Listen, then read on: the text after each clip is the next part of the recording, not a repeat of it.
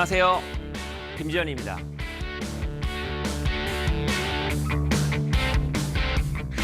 오른쪽에 있는 디바이스는 마이크로소프트 잘 아시죠? MS에서 만든 홀로렌즈 2라고 하는 디바이스입니다. 잘못된 에러를 점검을 하고 고치기 위해서 스마트폰을 들고 호출하는 게 아니라 바로 안경을 끼고 바로 호출할 수가 있습니다. 다 메타버스로 만든 공간들이죠. 얼마나 다양한 공간들이 있습니까? 변화가 끊임없이 있어야 되고 그리고 그 공간이 진짜를 닮아가야 되고 그러려고 하면 이 저작술과 관련된 엔진이나 이 기술의 진화, 또 비즈니스의 기회도 앞으로 무궁무진해질 것 같습니다. 오늘 이야기할 주제는 메타버스에 대한 내용입니다. 저는 감히 메타버스야말로 2000년대의 웹, 2010년대의 모바일보다 훨씬 더 큰 규모의 변화를 가져다줄 그런 새로운 패러다임이라고 정의하고 있습니다. 자, 그래서 오늘은 메타버스를 우리가 어떻게 이해해야 될지, 메타버스의 구성 요소는 무엇인지 첫 번째로 그 내용을 살펴볼 거고, 두 번째는 메타버스 시대가 본격 도래하게 되면 경쟁 구도는 어떻게 펼쳐지고 이 안에서 우리의 비즈니스 기회는 어떤 것들이 있을지 한번 살펴보도록 하겠습니다. 자, 여러분, 화면에 보여지는 이게 뭔지 아세요? 왼쪽에 있는 건 페이스북이 인수한 오큘러스라고 하는 회사가 만든 퀘스트 2라고 하는 디바이스고요. 오른쪽에 있는 디바이스는 마이크로소프트 잘 아시죠? MS에서 만든 홀로렌즈 2라고 하는 디바이스입니다. 왼쪽은 VR, 즉 버추얼 리얼리티라고 우리가 일상적으로 이야기를 하고요. 오른쪽은 AR, 아규먼티드 리얼리티, 증강현실 기기라고 이야기를 합니다. 두 기기는 사용 목적이 조금 다르긴 해요. 어쨌든 총칭해서 MR이라고 믹스드 리얼리티라고 부르기도 합니다. 자, 이 제품을 제가 왜 소개를 해드렸느냐? 메타버스라고 하는 새로운 세상은 바로 이러한 기기를 이용해서 사용했을 때 가장 최적의 경험을 할 수 있도록 만들어주거든요. 그래서 이 두 제품에 대해서 좀 살펴보도록 하고 이걸 기반으로 메타버스를 한번 이해해 보도록 하겠습니다.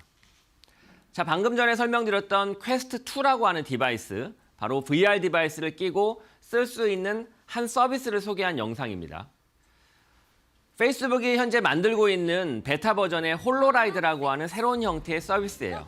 소셜 네트워크 서비스입니다. 근데 메타버스에서 쓰게 되는 서비스는 우리가 과거에 봤던 PC에서 보던 페이스북이나 혹은 스마트폰으로 보던 인스타그램, 틱톡과는 좀 다르죠. 화면에 있는 영상을 한번 보십시오. 컴퓨터 앞에 앉아서 혹은 작은 스마트폰 화면을 보고 이런 서비스를 즐기는 게 아니에요.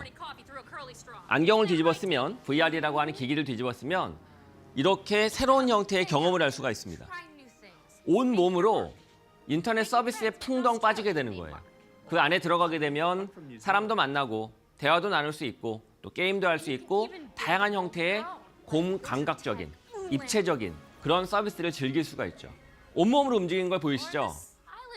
단순하게 손가락으로 혹은 키보드 혹은 마우스를 이용해서 인터넷 서비스를 사용하는 게 아니라 이렇게 온몸으로 인터넷 서비스를 사용할 수 있게 되는 거죠. 호라이즌이라고 하는 페이스북이 만들고 있는 새로운 형태의 소셜 네트워크 서비스입니다. 바로 이게 메타버스의 가장 최적화된 형태의 서비스 모습이라고 볼 수가 있죠. AR은 또 좀 다릅니다. 화면에 보여지는 건 마이크로소프트의 홀로렌즈 2를 이용해서 즐길 수 있는 다양한 형태의 서비스 경험을 보여주고 있는 화면입니다. 이렇게 거대한 수족관에 가게 되면 그 수족관의 안에 있는 수많은 물고기들을 AR이라고 하는 안경을 뒤집어 쓰고 보게 되었을 때 새로운 경험과 체험을 할 수가 있죠. 일할 때도 마찬가지예요. 이렇게 공장에서 일을 하고자 할 때 지금 내가 보고 있는 각종 작업대에 디지털 정보가 입혀져서, 그래서 증강현실이라고 이야기하는 겁니다. 아날로그에 있는 현실과 디지털 컨텐츠가 상호 결합이 되어서 새로운 형태의 정보 서비스를 제공을 하죠. 그러다 보니 훨씬 더 기존 PC나 스마트폰에서 보던 일방적인 형태의 디지털 서비스보다 보다 입체적인 형태로 서비스를 경험할 수가 있죠. AR이라고 하는 안경을 끼고 서로 사람들이 만나서 오프라인 공간에서 대화를 하는 화면입니다. 그리고 앞서 설명드린 것처럼 이렇게 공장이나 각종 병원, 다양한 형태의 특화된 작업 공간에서 기존과 다른 형태로 보다 입체적인 형태의 정보를 즐길 수가 있죠. 바로 VR이나 AR이라고 하는 기기를 이용하게 되면 이렇게 우리가 과거에 경험해보지 못했던 형태의 서비스를 보다 몰입감 있게, 현장감 있게 즐길 수가 있습니다. 이걸 가리켜 메타버스라고 이야기합니다. 메타버스는 사실 1996년도 한 소설에서 나왔던 단어예요. 그리고 그 소설은 지금 설명드리고자 하는 메타버스를 가장 잘 묘사했던 그런 형태의 소설이라고 볼 수가 있죠. 실제 메타버스와 관련된 서비스를 처음 우리가 접하게 된 건 지금부터 거의 20년 전인 2004년도입니다. 그 당시에 세컨드 라이프라고 하는 서비스가 있었거든요. 근데 그 서비스는 VR이나 AR 안경을 끼고 서비스를 즐기는 게 아니라 우리가 원래 사용하던 컴퓨터에서 마우스를 이용해서 키보드를 이용해서 즐길 수 있었던 서비스입니다. 그러다 보니 비록 메타버스를 지향하고자는 했지만 앞서 보여드렸던 영상에 있는 것처럼 그렇게 입체적이고 혹은 새로운 경험의 서비스로 포장은 못했었죠. 그러다 보니까 타이밍이 너무 앞서서 서비스는 활성화되지 못하고 중간에 많은 이탈이 발생하기는 했습니다. 뭐 지금도 세컨드 라이프는 운영되고 있기는 해요. 근데 예전의 명성만큼은 아니고 또 다른 경쟁력이 있는 서비스들이 등장을 하면서 많이 주춤한 건 사실입니다. 어쨌건 메타버스는 어제 오늘의 일이 아니라는 거죠. 벌써 20년 전부터 그런 서비스를 지향하는 다양한 형태의 모습들이 구현이 됐었습니다. 그리고 최근 들어서는 메타버스, 즉 가상현실과 관련된 영화들도 많이 나오고 있어요. 그래서 레디 플레이어 원이라고 하는 그런 영화에서는 메타버스, 가상현실이 가지고 있는 사회적 문제 이런 것들을 진단하고 예측하기도 했었죠.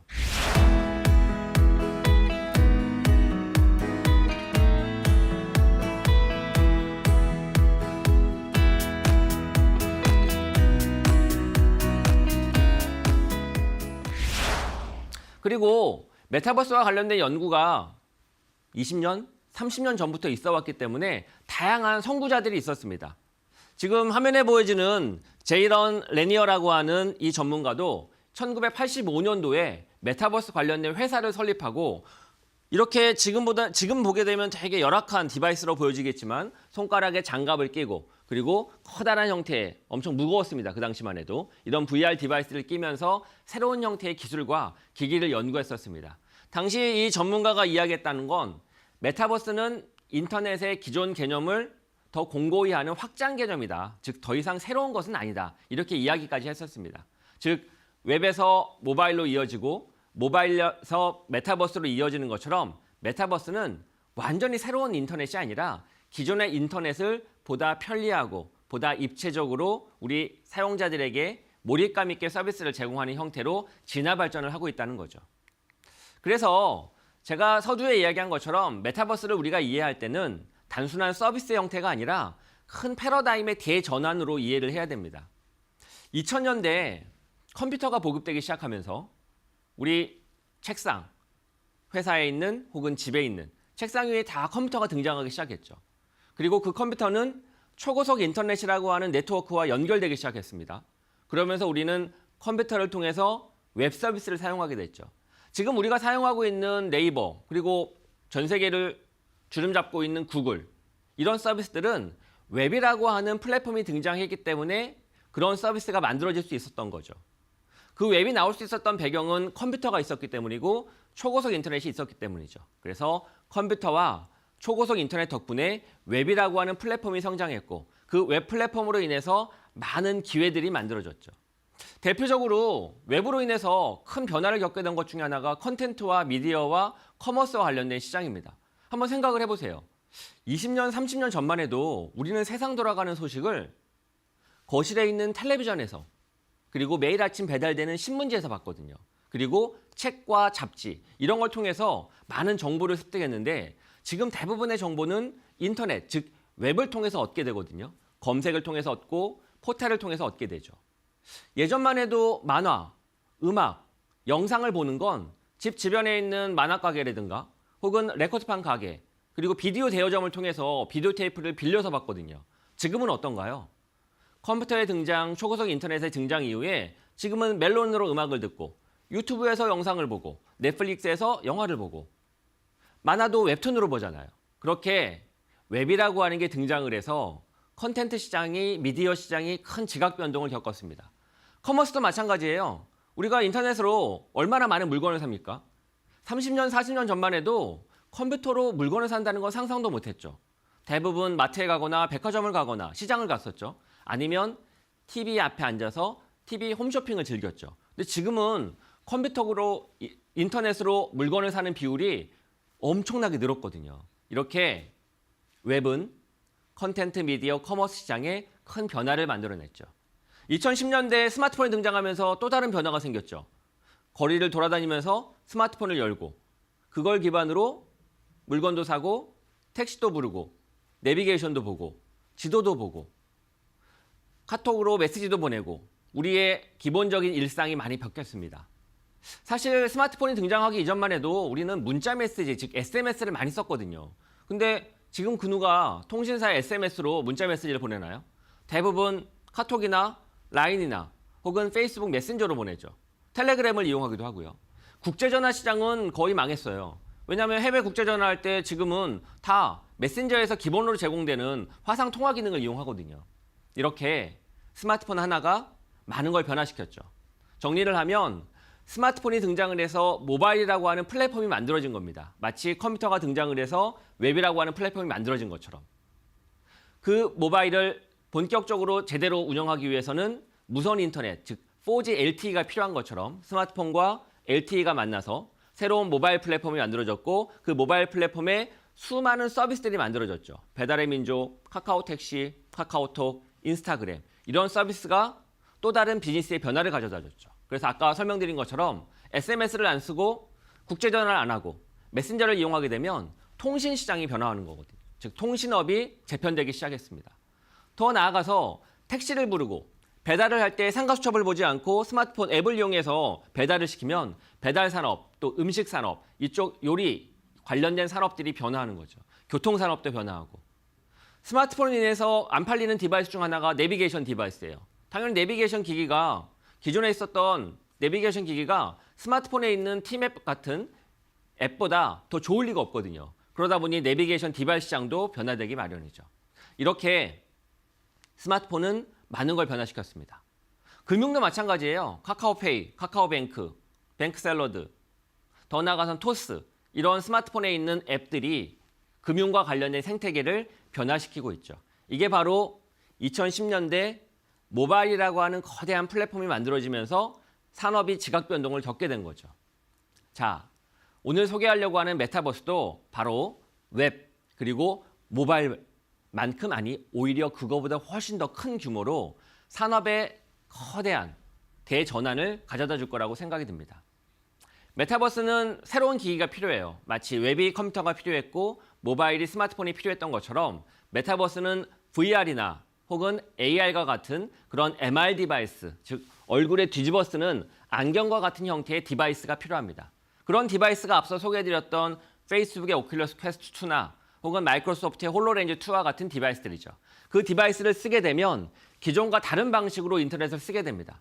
온 몸이 인터넷으로 풍덩 빠지게 되거든요. 마우스를 이용하지 않고 손가락을 이용하지 않고 양손을 이용하게 됩니다.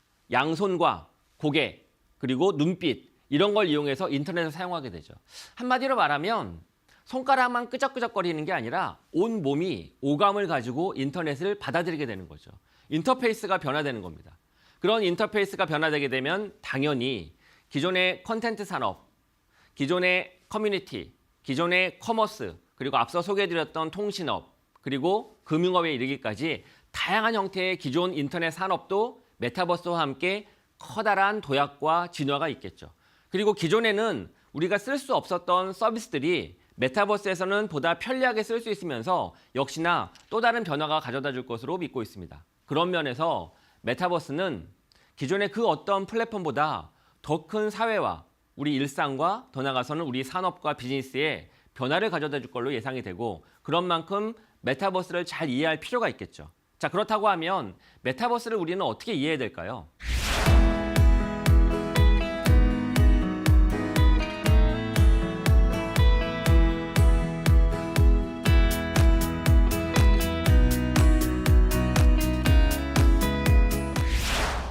자, 메타버스는 이미 우리 10대 그리고 20대에서는 널리 통용돼서 쓰이고 있습니다. 다만 VR이나 AR과 같은 기기가 아직은 널리 보급이 되지 않았다 보니 그 기계를 이용해서 제대로 된 메타버스를 이용하지 못할 뿐이지 이미 MZ세대는 메타버스를 쓰고 있어요. 자, 화면에 보여지는 게 포트나이트라고 하는 게임에서 방탄소년단을 콘서트로 보고 있는 장면입니다. 우리가 유튜브에서 방탄소년단의 콘서트를 보는 거 좀 다르죠. 유튜브에서 방탄소년단의 콘서트를 보게 되면 마치 TV에서 보는 것처럼 가만히 앉아서 보기만 해야 되거든요. 근데 지금 여기에 있는 방탄소년단의 콘서트는 우선 방탄소년단 같지도 않아요. 음악은 방탄소년단이지만 화면에 보여지는 영상 속에서는 희한한 캐릭터들이 나와가지고 춤을 추죠. 그리고 이 아래에 있는 장면을 보게 되면 우리 시청자들도, 즉 팬들도 함께 춤을 추는 모습을 볼 수가 있습니다. 한마디로 가만히 보기만 하는 게 아니라 실제 현장에서 콘서트를 보는 것처럼 메타버스 공간에서는 내 자체가 그 안에 풍덩 빠져서 같이 팬들과 함께 온몸을 움직이면서 그렇게 콘서트를 즐길 수가 있죠. 더 재밌는 것 중에 하나는 사람들의 모든 모습이 실사 이미지가 아니죠. 부캐라고 하죠. 나의 아이덴티티를 대변하는 그런 부캐를 만들어서 그 공간에서 활동을 할 수가 있죠. 그러다 보니 우리가 과거에 다음이나 네이버 연결하면서 로그인을 하는 것처럼 아이디로 그 로그인을 하는 것처럼 캐릭터가 만들어져서 그 아이덴티티로 로그인을 하는 거기 때문에 기존의 인터넷 사용하는 방식과는 좀 다른 모습으로 사용한다는 걸 알 수가 있습니다. 그러다 보니 최근에 엔터테인먼트에 있는 많은 콘서트들이 이렇게 메타버스 공간에서 이루어져요. TV를 통해서 그리고 유튜브를 통해서 혹은 스마트폰 앱을 통해서 보던 콘서트하고는 질적으로 많은 다른 형태의 경험을 제공을 하죠. 이게 바로 최근 들어서 메타버스에서 진행되고 있는 공연계 그리고 콘서트계의 큰 변화의 하나이기도 합니다. 더 나아가서는 꼭 이런 콘서트가 아니더라도 일반 서비스에서 메타버스를 체험하고 있기도 해요. 네이버의 자회사인 밴드가 만든 제페토라고 하는 앱은 스마트폰으로 쓸 수 있는 앱이에요. 스마트폰 앱에서 내 아바타를 고르고 그 아바타가 제페토라고 하는 서비스의 공간, 소셜 공간들을 돌아다니면서 사람들을 만나고 사귀고 대화하고 함께 이야기도 나누고 그 공간에서 같이 음식도 먹고 영화도 보고 콘서트도 즐기고 기존에 우리가 알고 있던 페이스북과는 많이 다르죠. 페이스북은 그저 메시지와 이미지로 된 영상으로 된 형태의 스크롤로 구성되어 있는 화면 구성이라고 하면 제페토 같은 경우에는 공간이 있죠. 그리고 그 공간에 나를 대변하는 아이덴티티, 나를 대변하는 부캐가 있고 아바타가 있고 그 아바타가 사람들과 만나면서 어우러져서 다양한 공간들을 돌아다니면서 다른 체험을 할 수 있도록 만들어줍니다. 이 제페토는 벌써 전 세계에서 2억 명이 사용할 정도로 서비스가 엄청 보편화되고 있어요. 이게 바로 메타버스향 서비스죠. 물론 VR과 AR 기기를 쓰고 즐기는 건 아니지만 만약 이 제페토가 VR이나 AR 기계와 만나게 되면 훨씬 더 공감각적인 형태의 서비스를 즐길 수 있다는 겁니다. 우리 국내 SK텔레콤도 점프 AR, 점프 VR이라고 하는 서비스를 통해서 그런 메타버스 서비스를 제공을 하고 있습니다. 역시나 스마트폰 앱을 이용하는데 앱을 이용해서 거기에서 졸업식도 하고 혹은 거기에서 각종 콘서트도 열고 그 공간 내에서 사람들과 만나서 회의도 할 수가 있죠. 이렇게 일반적으로 메타버스라고 하는 서비스는 꼭 어떤 기기를 뒤집어 쓰고 그 서비스를 즐길 수 있는 것뿐만 아니라 이미 스마트폰 앱에서도 구현이 되어 있습니다. 이런 앱들이 새로운 형태의 기술과 기기와 만나게 되면 훨씬 더 서비스의 질과 그리고 그 서비스의 깊이가 커지겠죠. 또 물론 VR과 AR 디바이스를 이용을 해서 B2B, 즉 비즈니스 시장에서 왕성하게 활용되고 있기도 합니다. 왼쪽에 있는 화면은 현대자동차에서 VR 기기를 끼고 서로 3명이서 회의를 하면서 자동차 부품이나 설계와 디자인과 관련된 회의를 하는 장면이에요. 그냥 육안으로 컴퓨터 모니터 화면, 사각형의 틀을 보고서 서로 대화하는 것보단 훨씬 더 진짜처럼 앞에 실제 자동차가 없음에도 불구하고 자동차를 둘 수 있고 그 자동차를 분해하고 부품 하나하나를 선택해가면서 서로 대화를 할 수 있으니까 훨씬 더 회의의 생산성이 높아지겠죠. 그리고 오른쪽에 있는 화면은 스페셜이라고 하는 앱인데요. VR 디바이스, 퀘스트 2를 뒤집어 쓰고 스페셜 앱을 실행을 한 다음에 회의를 열게 되면 이렇게 온라인상에서 사람들이 모여서 서로의 아바타를 보면서 서로의 몸짓과 표정을 보면서 그리고 벽면에 붙어둔 여러 가지의 포스트잇이나 영상이나 이미지 같은 것들을 띄워놓고 훨씬 더 생산적인 회의를 할 수가 있습니다. 아마 우리 코로나19로 인해서 사람들이 이전처럼 오프라인에 모여가지고 대면 회의를 못하고 줌이나 웹엑스나 이런 회의를 이용해가지고 온라인 회의 툴을 이용해서 회의를 많이 하시죠. 근데 그 회의는 실제 오프라인에서 회의를 하는 것 대비 현장감이 좀 떨어지죠. 그런데 이렇게 스페셜이라고 하는 앱을 이용하게 되면 VR 안경을 끼고 진짜 옆에 있는 것처럼 그렇게 몰입감도 느낄 뿐만 아니라 진짜 옆에 있어도 컴퓨터 화면에 영상을 띄우고 이미지를 띄워두는 건 제한적이거든요. 그런데 이 공간은 전체가 다 디지털 공간이기 때문에 훨씬 더 온라인 회의가 풍족해지고 기존 오프라인 회의에서는 경험하기 어렵던 경험들을 하게 해줍니다. 이런 형태의 서비스들도 메타버스에서 즐기게 되면 좀 더 다른 형태로 서비스가 구현될 수가 있죠. 그래서 실제로 마이크로소프트의 홀로렌즈 2, 아까 처음 소개해드렸던 AR 기기죠. 이 AR 기기는 비즈니스 목적으로 다양하게 활용됩니다. 이렇게 공장에서 활용되기도 하고 혹은 연구소에서 연구실에서 내가 어떤 실험을 하거나 이럴 때 이용되기도 하고 회의할 때 이용되기도 하고 혹은 서로 간에 회의 같은 거 진행이 될 때 기존과는 훨씬 더 증강된 형태의 회의 경험을 할 수 있는 그런 비즈니스 솔루션으로서 AR 기기, VR 기기, 메타버스 서비스들이 구현되고 있기도 하죠. 그래서 단순히 메타버스는 그냥 일반 사용자들이 희덕거리고 재밌게 놀고 웃고 이런 형태의 서비스만 있는 게 아니라 비즈니스 목적으로 생산성을 향상시키기 위한 목적으로 효율화하기 위한 그런 목적으로도 서비스가 운영되고 있기도 합니다. 자, 그렇다고 하면 공장에서 AR 기기를 이용해서 메타버스 서비스가 어떻게 비즈니스의 문제를 보다 효율적으로 도와주고 생산성을 높일 수 있는지 한번 살펴보도록 하죠. 이게 마이크로소프트의 홀로렌즈 2를 끼고 지금 작업을 하고 있는 화면이에요. 엄청나게 복잡한 배선 그리고 이 잘못된 에러를 점검을 하고 고치기 위해서 바로 전문가를 호출을 하죠.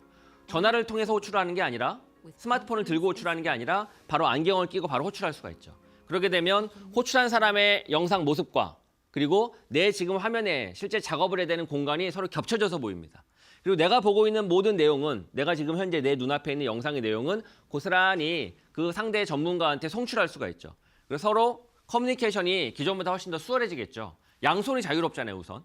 그리고 내가 보고 있는 장면을 그대로 볼 수가 있거든요. 그리고 각각 화면에 디지털 정보가 입혀져서 제공되기 때문에 훨씬 기존보다 수월하게 작업이 가능합니다. 컴퓨터 마우스 키보드를 누르고 이럴 필요 없이 지금 보여지고 있는 작업 공간 내에 있는 각각의 사물이나 적재적소의 위치에 정보가 함께 연결되어서 보여지기 때문에 훨씬 작업하기가 쉽죠. 어느 부분을 고쳐야 되고 어느 부분을 수정해야 되는지가 바로 실시간으로 보여집니다.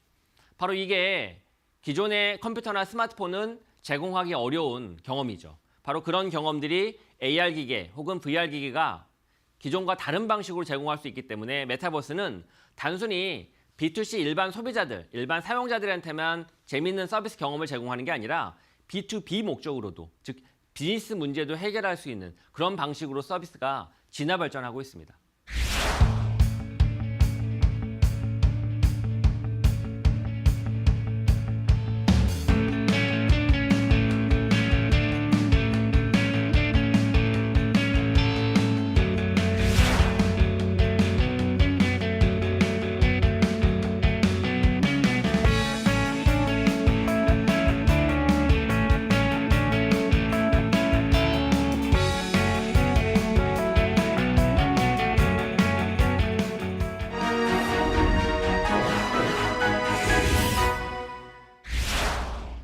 자, 그렇다면 메타버스는 어떻게 이해하는 게 좋을까요? 전문가마다 메타버스를 바라보는 관점과 해석은 좀 다릅니다. 근데 크게 4사분면으로 구분해서 메타버스를 이해할 수가 있어요. 자, 1사분면. 나를 중심으로 그리고 세계를 바라보는 모습이에요. 이미 1사분면에 있는 서비스는 존재하죠. 예를 들어 액션캠이라고 내 몸에 부착을 하고 내 모든 일상, 하루의 일상을 다 동영상 카메라로 촬영하는 겁니다. 그렇게 라이프 로깅이라고 하죠. 그렇게 기록하는 것. 그것도 메타버스라고 보기도 합니다. 스마트 밴드. 저도 이제 손목에 애플워치를 차고 있는데 이 외에도 스마트 밴드들이 많죠. 그래서 손목에 차고 나의 바이오리듬을 다 기록하는 거죠. 내가 하루에 얼마나 잠을 잘 잤는지, 어디를 뛰어갔는지, 또 신체의 어떤 리듬은 어떤지 이런 것들을 기록하는 것. 이렇게 나의 세상 속에서의 살아가는 모든 모습을 기록하는 것도 메타버스라고 정의하기도 합니다. 또 2사분면은 내 중심이 아니라 세상을 중심으로 실제 현실을 기록하는 거예요. 뭐 예를 들면 구글이 한 6년 전에 출시했던 구글 글라스라고 마이크로소프트 홀로렌즈하고 좀 비슷한 초기 디바이스입니다. 얼굴에 안경을 뒤집어 쓰고 세상을 보게 되면 세상에 있는 많은 물리적인 공간 속에 있는 오브젝트들의 정보가 입혀져서 보이는 거예요. 세상을 중심으로 보는 거죠. 나라고 하는 아이덴티티는 없고 세상을 중심으로 디지털 정보가 입혀져서 컨텐츠가 보여지는 겁니다. 한때 우리 스마트폰에서도 포켓몬이라고 하는 앱이 유행했었죠. 스마트폰 앱으로 게임 앱인데 포켓몬 앱을 실행하면 스마트폰에 카메라가 실행이 되고 그 카메라를 이용해서 현실을 비추게 되면 현실 공간에 포켓몬 게임 캐릭터가 나타나는 거예요. 그래서 그 캐릭터를 잡게 되면 많이 잡으면 뭐 상을 주는 그런 형태의 게임이 있었는데 그것도 지극히 2, 4분면에 AR과 관련된 그런 형태의 서비스 영역이라고 볼 수가 있죠. 이것도 메타버스라고 봅니다. 3, 4분면은 세상을 중심으로 또 다른 월드가 펼쳐지는 거죠. 단 세상에 있는 모든 것들을 그대로 옮겨놓은 겁니다. 어디에? 디지털 공간에. 예를 들면 페이스북도 그래요. 페이스북도 각자의 모습대로 세상을 바라본 관점대로 다 모든 것들을 기록하잖아요. 내가 뭘 먹었는지, 누구를 만났는지, 어느 공간에 왔는지, 어떤 뉴스를 봤는지, 무슨 생각을 하면서 하는지 다 모든 걸 올려놓잖아요. 그래서 페이스북도 기초적인 형태의 메타버스 서비스라고 정의하기도 해요. 또한 구글 맵이 있죠. 구글 어스가 있고 구글 맵이나 구글 어스는 세상에 있는 모든 현실 속에 있는 지도, 위치 정보, 건물 이런 것들을 고스란히 디지털 정보로 카피하는 거죠. 미러링하는 거죠. 이것도 3, 4분면의 리얼 미러라고 해서 리얼리티 미러라고 해서 메타버스라고 보기도 합니다. 한국의 다음 지도 같은 경우도 마찬가지죠. 카카오 지도도 우리 한국에 있는 모든 위치들을 고스란히 지도 위에, 인터넷 지도 위에 펼쳐놓고 심지어는 스트리트뷰라고 해서 길거리 사진까지 올려놓잖아요. 그렇게 현실을 고스란히 또 다른 디지털 월드에 그대로 올려놓고 거기에 계속 정보를 쌓는 거. 이것도 메타버스라고 정의하기도 합니다. 4, 4분면은 VR이죠. 안경을 뒤집어 쓰면 현실 세계는 사라지고 완전히 새로운 세상이 펼쳐지는 거죠. 아까 처음에 영상 봤던 호라이즌 같은 그런 앱이에요. 뒤집어 쓰면 가상현실이 펼쳐지는 거죠. 그 가상현실 속에서 내 몸을, 오감을 이용해서 인터넷 서비스를 사용하는 것. 그것도 메타버스라고 정의하기도 합니다. 이렇게 네 가지의 메타버스의 정의를 일반적으로 전문가들이 이야기를 해요. 저는 1, 4분면과 3, 4분면은 광의적 의미의 메타버스고 협소한 의미의 메타버스는 AR과 VR이라고 말합니다. 즉, 그래서 제가 앞서 메타버스는 플랫폼적 관점에서 새로운 패러다임이다. 웹이나 모바일보다 훨씬 더 큰 그 관점에서 보면 사실 메타버스는 4, 4분면에 가깝죠. VR, 그리고 일부 AR 정도. 그래서 1, 4분면과 3, 4분면은 그런 제 기준에 의하면 메타버스라고 보기는 어렵습니다. 그런 관점에서 메타버스를 설명드리도록 하겠습니다. 기술은 항상 이런 그래프를 통해서 발전을 하더라고요. 가트너라고 하는 유명한 컨설팅 회사가 만든 기술 성숙도를 그린 그래프예요. 처음에 기술이 등장을 하게 되면 열광을 합니다. 누가? 저 같은 얼리 어댑터, 전문가들이. 하지만 그렇게 열광을 하다 보면 거품이 끼기 마련이에요. 그래서 일반인한테 그런 기술이 소개될 때는 그걸 쳐다보고 아, 거품이네, 별로네 라고 하면서 나락을 겪게 되죠. 그래서 관심도가 확 떨어집니다. 그러다가 살아남기 시작하면 그게 각성을 하고 그러면서 안정기, 즉 성장기에 접어들죠. 그래서 기술은 이런 단계를 거쳐서 성장을 해요. 자, 여러분, 블록체인 잘 아시죠? 암호화폐. 암호화폐는 여기 그래프 중에 어디에 속해 있을까요? 암호화폐는 1, 2년 된 기술이 아니에요. 5년은 훌쩍 넘죠. 심지어는 3년 전에 한국에서도 욕망의 기술이라고 해서 암호화폐 막 거래하고 이러면서 막 문제가 많이 됐었잖아요. 그래서 이미 거품을 한번 꺾인 단계고 지금은 나락을 겪으면서 각성할 수 있는 조건이 되느냐 안 되느냐 기로에 서 있다고 볼 수 있거든요. 자, 그렇게 해석을 하자면 저는 메타버스는 막 거품이 시작되는 단계라고 이해를 하고 있습니다. 비록 20년 된 기술이긴 하지만 이제 본격적으로 쓸만한 디바이스들이 등장을 하고 있고 관련된 컨텐츠와 서비스도 본격적인 경쟁에 접어들고 있는 건 사실이에요. 하지만 저처럼 오랫동안 메타버스를 지켜봐왔고 오랫동안 그 이전부터 6년 전부터 수많은 VR, AR 기기를 써본 사람은 아, 이제 좀 괜찮네 라고 말은 하지만 일반인들이 VR, AR 기기를 쓰고 서비스를 쓰게 되면 많이 거품이 끼어있다고 판단할 수밖에 없을 거예요. 하지만 적어도 내년 정도 되면 갑자기 나락을 겪으면서 빠르게 안정기에 접어들 것 같습니다. 그래서 단언하건대 3년 정도가 되면 메타버스는 스마트폰처럼 보급도 많이 되고 아주 우리 일상을, 우리 사회를, 우리 산업을 지배하는 아주 메인 패러다임의 플랫폼이 될 거라고 예상을 하고 있습니다. 제가 바라보는 모든 기술들을 대치를 해서 집어넣은 도표인데 이 중에 메타버스는 막 거품을 향해 가고 있다. 하지만 올해가 지나게 되면 한번 나락을 겪고 그 다음부터는 빠른 속도로 1, 2년 안에, 즉 전체 3년 안에는 각성의 단계를 지나서 안정기에 접어들 거라고 생각합니다. 쉽게 말하면 딱 2011년도의 스마트폰이라고 보시면 돼요. 2010년도 우리 국내에도 아이폰이 출시됐고 그 다음에 옴니아부터 시작해서 갤럭시 A, 갤럭시 S에 이르기까지 수많은 스마트폰이 나왔잖아요. 하지만 다 거품이었었죠. 왜냐하면 너무 비쌌고 너무 불편했고 성능이 너무 떨어졌고 안정성도 불편했고 이랬거든요. 하지만 2013년도, 14년도 되면서부터 본격적으로 스마트폰이 보급돼서 지금처럼 모바일 세상이 펼쳐졌거든요. 메타버스가 딱 그 곡선을 따라가고 있습니다. 다만 모바일보다는 속도가 좀 빠른 것 같아요. 왜? 오래된 기술이기 때문에. 자, 그래서 결국은 메타버스와 관련된 기술과 경쟁 구도도 얼마나 많은 기업이 오랫동안 준비했느냐를 한번 돌아볼 필요가 있다고요. 사실 메타버스는 어제 오늘의 기술이 아니라고 말씀드렸던 것처럼 페이스북만 해도 2016년도, 15년도부터 관련된 회사, 오큘러스라는 회사에 투자도 하고 인수했거든요. 그리고 관련된 기기를 꾸준하게 출시해 왔었어요. 구글도 마찬가지입니다. 구글도 무려 2015년, 지금부터 5년 전에 기존에 있었던 스마트폰을 구글 카드보드라고 하는 종이로 만든 그 프레임이 있거든요. 그 프레임에 스마트폰을 딱 끼우게 되면 스마트폰을 이용해서 구글 글라스와 같은 새로운 형태의 VR이나 AR을 볼 수 있는 그런 메타버스 서비스가 있었거든요. 그러니까 드리고 싶은 말씀은 메타버스는 관련된 기술이나 관련된 기기가 실제 상용화된 게 5년 전 훌쩍 넘는다. 그런데 그동안 꾸준하게 진화 발전을 해서 이제서야 비로소 작년도 연말에 페이스북이 오큘러스라고 하는 회사의 퀘스트2라고 하는 디바이스를 아주 잘 만들면서 잘 만들었다는 의미는 두 가지예요. 첫 번째는 가격도 싸면서 두 번째는 성능도 아주 좋은 그런 디바이스를 만들었고 실제 만들기만 한 게 아니라 그 퀘스트2를 뒤집어 썼을 때 쓸 수 있는 서비스가 엄청나게 많아졌거든요. 아무리 좋은 디바이스가 있어도 그 디바이스로 쓸 수 있는 서비스가 없으면 망해요. 예를 들면 여러분 3D TV라고 하는 거 혹시 기억하세요? TV를 3D로 볼 수 있는 거?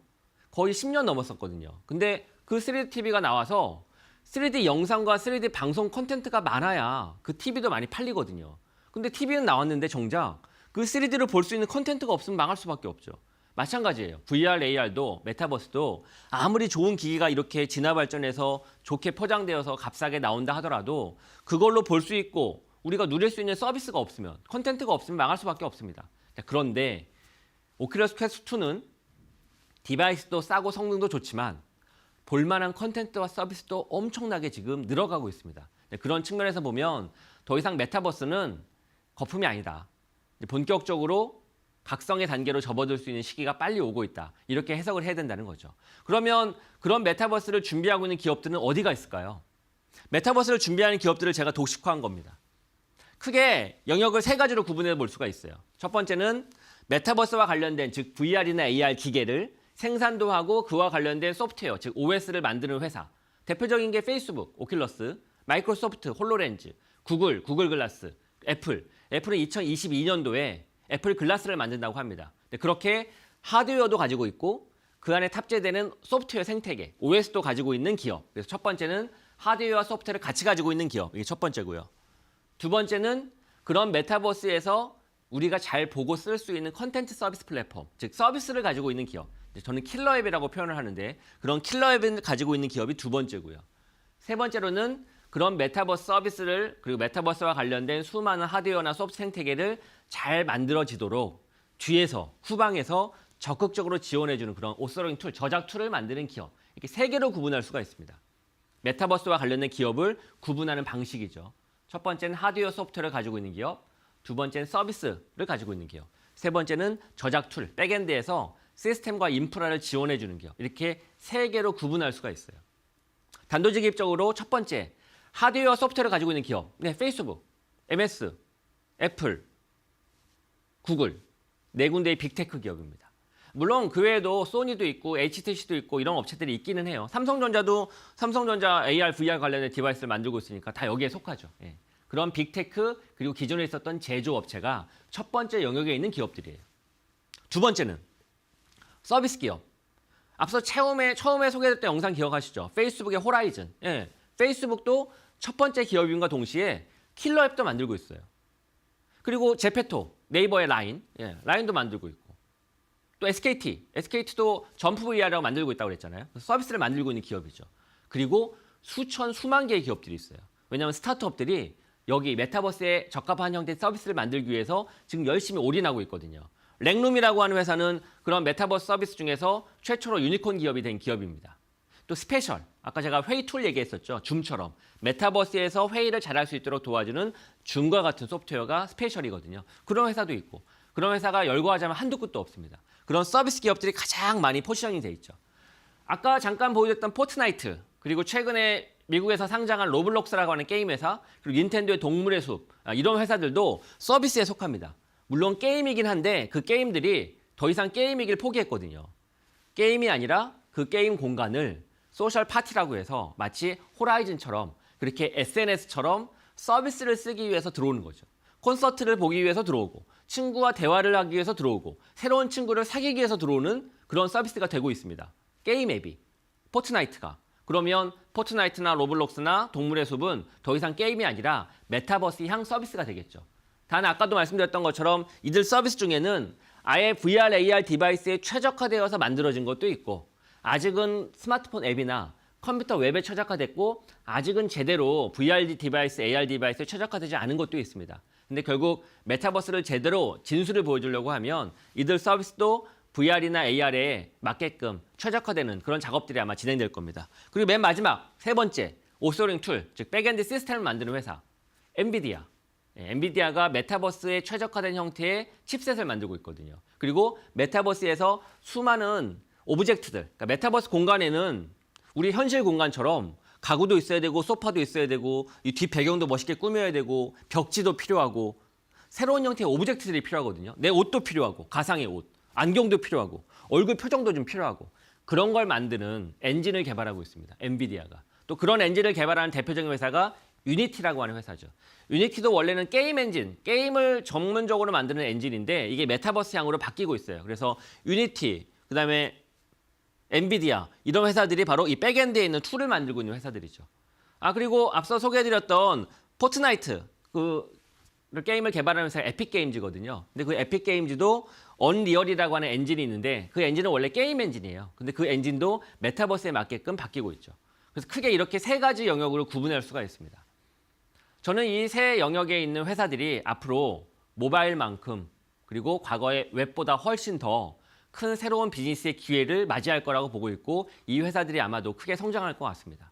대표적으로 엔비디아나 로블록스는 CEO가 본인들의 회사의 비전과 본인들의 회사의 미션을 메타버스라고 지향을 하고 있어요. 그만큼 메타버스는 이제 모바일에 이은 제3세대 인터넷 플랫폼으로서 자리를 공고히 해가고 있는 그런 과정이라고 이해하시면 됩니다.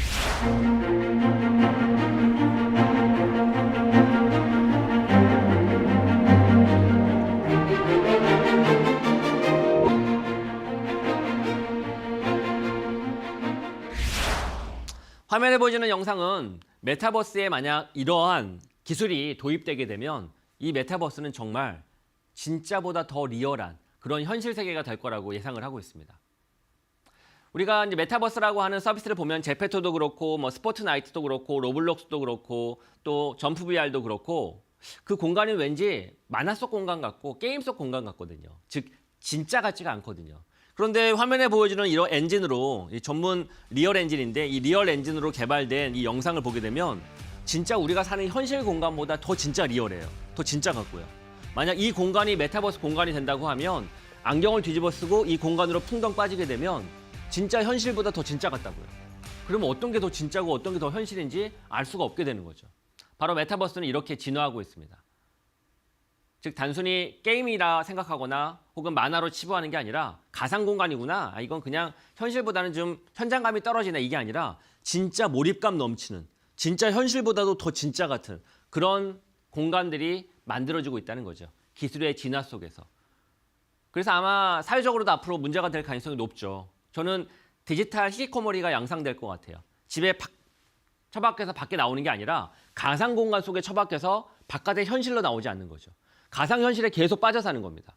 그런 사회적 문제도 이런 실사와 같은 엔진들이 더욱더 고도화되고 그 안에 또 진짜 사람이 아닌 AI로 만든 아바타가 있고 그런 아바타와 대화를 나누고 이러다 보면 뭐가 진짜고 뭐가 현실인지 사람이 헷갈리는 세상이 펼쳐지지 않을까 싶어요. 그래서 사회적 문제도 앞으로 메타버스로 인해서 대두되지 않을까 하는 그런 생각을 가지고 있습니다. 네, 이렇게 메타버스 공간을 꾸미는 화면에 보여지는 것도 실사 이미지가 아니에요. 아까와 같은 엔진을 이용해서 만든 오브젝트들이거든요. 이 안에 있는 오브젝트들을 보십시오. 포스터, 전등, 침대, 그리고 또 카페트.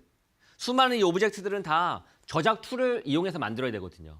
엔진이 더욱더 이걸 실사처럼 보여지게 하고 또 이런 것들을 잘 만들어줄 수 있는 드로잉 툴, 저작 툴이 있어야 되거든요. 오스토링 툴. 그런 오스토링 툴도 세 번째 영역으로 메타버스가 앞으로 성장하고 진화하는 과정에서 중요한 역할을 수행할 겁니다.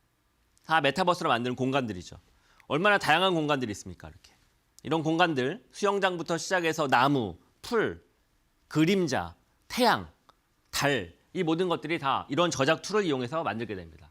그래서 메타버스는 기존에 우리가 쓰던 인터넷 서비스와는 달리 공간에 변화가 끊임없이 있어야 되고 그리고 그 공간이 진짜를 닮아가야 되고 그러려고 하면 이 저작 툴과 관련된 엔진이나 이 기술의 진화 또 비즈니스의 기회도 앞으로 무궁무진해질 것 같습니다. 그렇게 많은 기업들이 메타버스를 쫓아서 회사를 대전환하고 디지털 트랜스포메이션을 하고 있어요. 대표적인 회사가 로블록스라고 하는 회사죠. 미국에서 상장한. 이 로블록스 코퍼레이션이라고 하는 회사도 게임에서 시작했지만 본인들의 앞으로의 비전은 게임 공간이 아니라 메타버스를 만드는 회사라고 정의하고 있습니다. 메타버스와 관련된 서비스는 화면에 보여지는 XYZ축의 우상단에 있는 서비스로 앞으로 포지셔닝 할 것 같아요. 기존에 있었던 서비스, 우리가 여러분도 지금 즐기고 있는 서비스, 유튜브, 카카오톡, 트위터, 틱톡, 멜론, 스냅챗 이런 다양한 형태의 서비스들은 1사분면, 2사분면, 3사분면, 4사분면에 이렇게 포지셔닝 돼 있죠. 각각의 서비스별로 고유한 특징들을 가져요.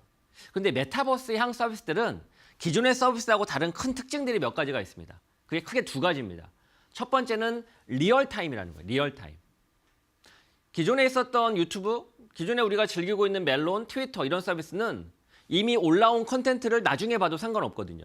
근데 메타버스는 그 공간에 실시간으로 같이 연결되어서 그 공간에 함께 있는 사람들과 함께 만들어가기 때문에 상당히 리얼리티가 중요하다는 겁니다. 리얼타임으로 돌아간다는 게 첫 번째 기존 서비스와 큰 차이점이고요. 두 번째 중요한 점은 기존처럼 텍스트, 이미지, 동영상만 가지고 서비스를 즐기는 게 아니에요. 상당히 공감각적이고 입체적인 형태의 서비스가 구현되죠. 앞서 제가 컴퓨터는 키보드와 마우스를 이용하고 스마트폰은 손가락을 이용한다고 했잖아요. 근데 메타버스 서비스는 온몸을 이용하거든요. 그러다 보니 우리가 그 메타버스에서 즐기는 서비스의 특성도 과거처럼 이미지를 보거나 영상을 보는 게 아니라 그 공간에서 내가 직접 움직이면서 유영하면서 이동하면서 그런 즐기는 서비스 형태를 가지고 있어서 기존과는 좀 다른 형태로 서비스가 흘러간다는 거죠. 그런 형태의 서비스로 열심히 다양한 형태의 스타트업과 기존 빅테크 기업이 경쟁하고 있습니다.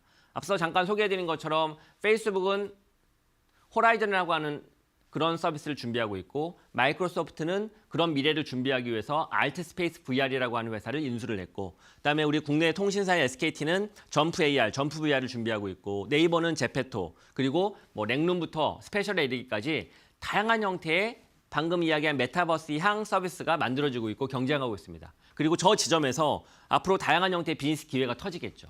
그게 앞으로 우리가 주목해서 봐야 될 지점입니다. 자, 그래서 메타버스는 기존과 뭐가 다르냐? 자, 첫 번째로 오프라인과 온라인을 하이브리드로 섞은 겁니다. 그래서 현실 같은 몰입감이 있어요.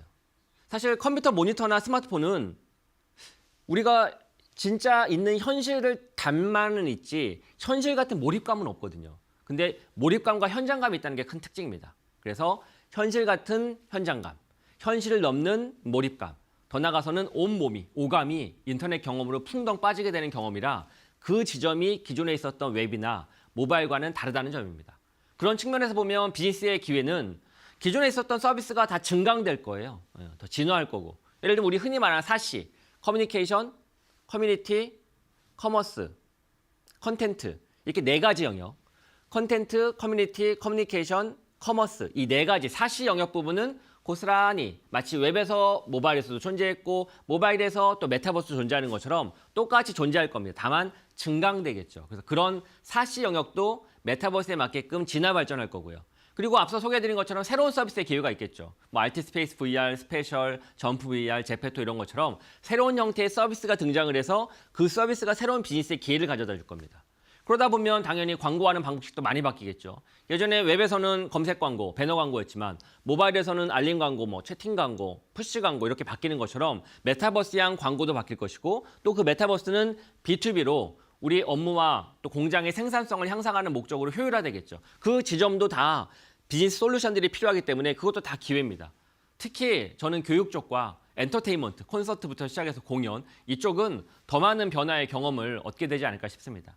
그 영역들이 다 비즈니스의 기회라고 생각합니다.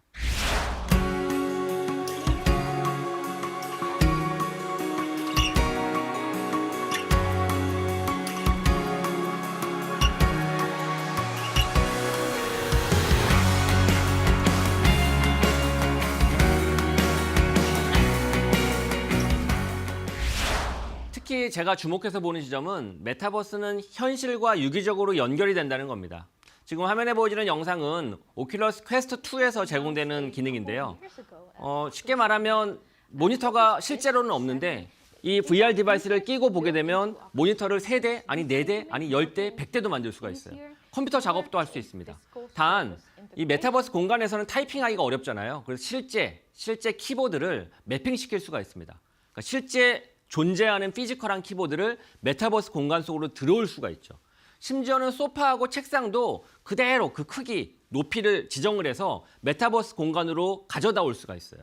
그렇게 되면 실제 메타버스 공간에서 나는 앉았고 책상 위에서 작업을 하는데 실제 그 작업대인 책상과 소파는 물리적으로 현실 공간 속에 있는 디바이스인 거죠. 기기인 거고.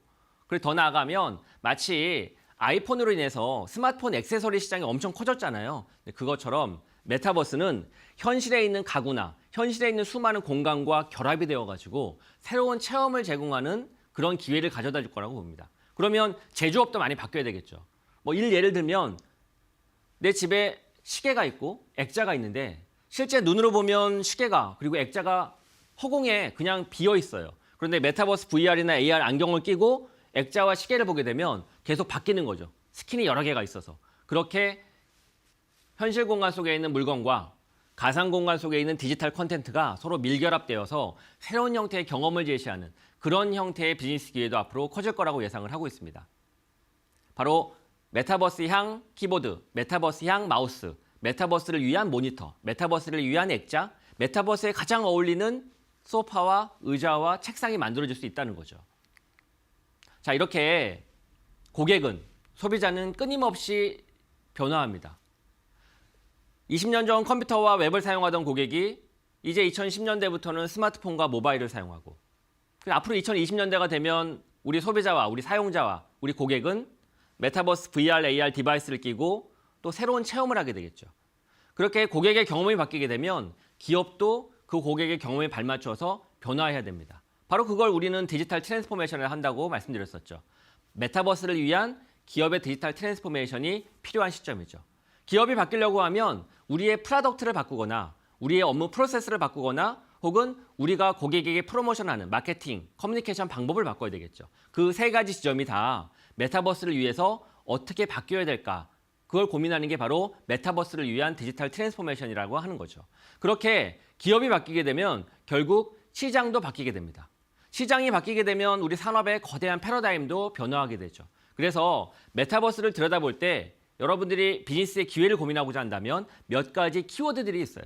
그 몇 가지 키워드들 중에 크립토 미디어, 그리고 토큰 이코노미, 그리고 프로토콜 비즈니스, 이 세 가지 키워드는 메타버스와 가장 어울리는 새로운 비즈니스의 기회를 창출하는 키워드라고 이해를 하시고 그와 관련된 고민과 그와 관련된 시장 그리고 그 기술에 대해서 어떤 고민을 해야 될지를 한번 살펴보게 되면 메타버스를 위한 디지털 트랜스포메이션에 대해서 다시금 생각해 볼 수 있는 좋은 기회를 가지게 될 겁니다. 자, 오늘 이렇게 해서 메타버스에 대해서 우리는 어떻게 이해해야 되는가, 그리고 메타버스의 경쟁 구도는 어떻게 펼쳐지고 있고 그 속에서 비즈니스 기회는 어떻게 찾아야 되는가에 살펴봤습니다. 다음번 강의에서는 블록체인에 대해서 한번 살펴보려고 해요. 블록체인은 앞서 기술의 성숙도를 볼 때 거품을 지났고 나락을 겪고 있습니다. 그 나락을 겪고 각성할 것인가 아니면 그냥 나락으로 수렁에 빠질 것인가 그 기류에 서 있다고 봐도 무방하거든요. 그래서 다음번에는 블록체인 다시 보기라고 하는 주제로 여러분들과 함께 블록체인을 제대로 이해할 수 있는 시간을 갖도록 하겠습니다. 감사합니다.